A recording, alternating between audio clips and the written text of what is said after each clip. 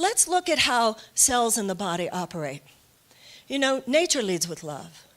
When a sperm and an egg come together, and then this miraculous process begins.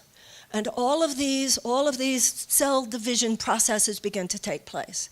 And when a cell arises, it emerges from this invisible field of no thing, and it actualizes, and then it has, through natural intelligence, the guidance to collaborate with other cells.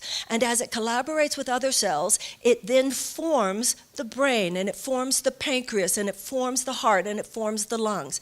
In other words, every cell is guided by natural intelligence, not only to become what it is at its highest state of actualization, but part of its highest state of actualization and performance is to collaborate with other cells in service of the organ and the organism of which they are part. That's the natural intelligence of the universe. Not just that you become, but that you collaborate.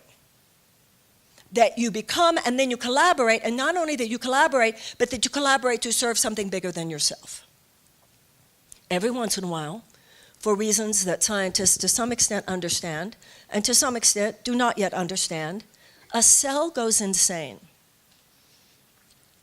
A cell disconnects from its natural intelligence.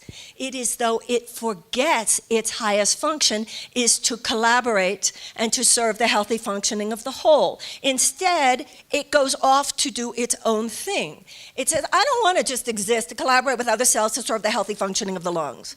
I don't want to just work with other cells to serve the healthy functioning of the pancreas. I want to go off and do my own thing. What is that called? Cancer. That is a malignancy in the body, and it is a malignancy in consciousness, and that is the malignancy that has infected human consciousness. The malignancy that has infected human consciousness is the idea that there's no higher good than me doing my own thing. And let me tell you something, there is a higher spiritual consciousness than manifesting our own dreams. Hitler manifested his own dreams.